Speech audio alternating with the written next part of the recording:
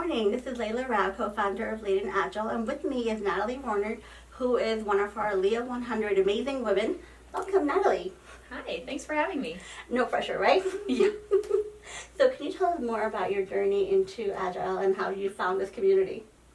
Yeah, so I started out actually as a developer who was taught waterfall, and my first project at the first company I worked at was kind of semi-agile, but we weren't calling it agile.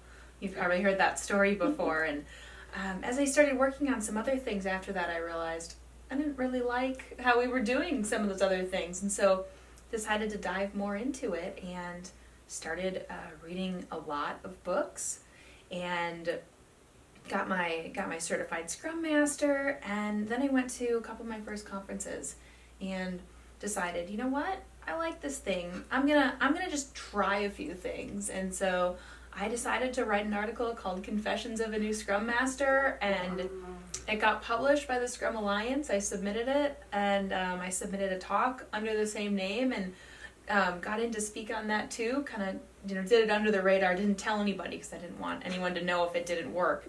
And it all just kind of ballooned from there.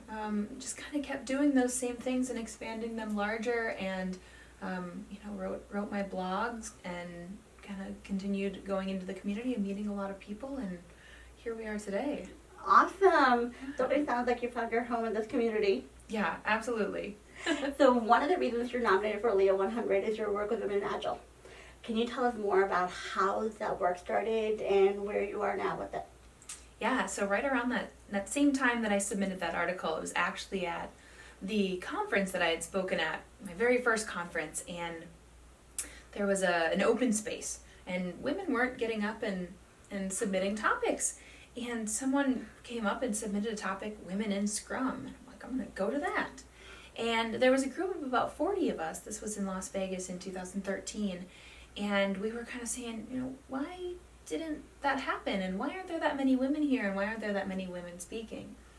And, we came out really, really motivated, but nothing started happening.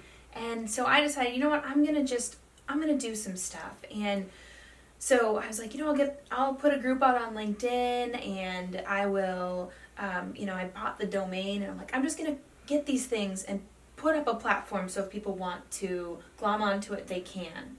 And started just organizing at conferences I was going to, just some little informal things. Hey, let's have breakfast, me and a few people. Let's go to dinner. And then, eventually that caught on a little bit more, and someone encouraged me to submit an initiative to the Agile Alliance around Women in Agile to actually have an official event. And that was back in 2016 was that first event. So now we're on our fourth one of those, and in the last year we've incorporated into a nonprofit so that we can continue expanding that and activating the community through empowering people to launch their voices and have local communities and partner with conferences and make those things better. So that's, Women in Agile in a nutshell. Congratulations, that's a pretty awesome start. Thanks. Yeah, it's been a lot of work, but it's definitely been worth it. I can imagine. So you noted how you found your home in Agile and you helped make the community better. What would you recommend for somebody who's part of this community and not quite sure how to make themselves at home, how to make it work better for them? Yeah, first of all, kind of throw that insecurity out the window. I know it sounds like a big thing to do, but when I started doing this, I was 25, 26 years old, and I didn't know what I was doing, and just thought, I'm just going to try some things. So try some things. I have a lot of really great people that I work with, and within the Agile community that we work on these things together. I have a wonderful board for Women in Agile, as well as there were a lot of people that helped me along the way. So if you're unsure, find someone that you can pair with that has done this before, or maybe hasn't done it before, and go through it together. Search your questions online. I've written a ton of blogs myself. Women in Agile has a lot of things that are posted, and we have various channels that you can reach us through just to ask questions or ask how you can get involved if you don't want to do it on your own. Sure. That's kind of what we hope to be there for. I'd probably respond to at least 1 to 2 inquiries a week around, can Women in Agile help with this, or can you tell me more about this, or I'd like to volunteer. That's great. So basically apply the things that we do at work For the community? Yeah, just test it out, see, experiment. What a concept, fail fast, right? Yeah. Yeah. So what is next for you personally and professionally?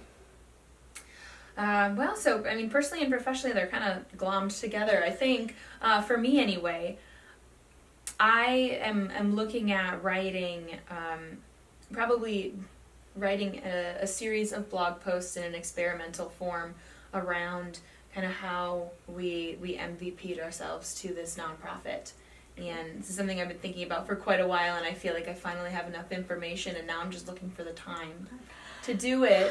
Finding time is the perennial challenge. Yeah. So, what I've been doing with that is really kind of forming those ideas in my head and soliciting ideas from others in the Women in Agile community, and hope to get that up onto a website and kind of just MVP together a series of blogs into a book. And also professionally, I'm a consultant. I've been independent for 4 years, and so trying to scale back a little bit on that so I have time to do this, because this is one of my higher priorities. So that's kind of the next few years or so. Wow, ambitious plan. Yeah. So you mentioned balancing all these different things and being an independent consultant. What is your advice for somebody who wants to pursue multiple initiatives and kind of be the master of their own journey kind of thing?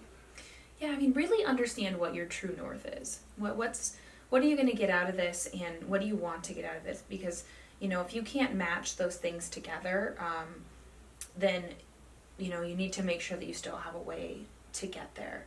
Obviously, we have this cycle of, I need to earn a living so that I can live, but also, I don't just want to do work all the time that I don't enjoy. So make sure that you try and find those things that you enjoy, and that's why I love consulting, but I also love Women in Agile, and one pays the bills and one doesn't. So I'm balancing those two things out to ensure that I can put my passion into the things that I want to, while still living the life that I want to.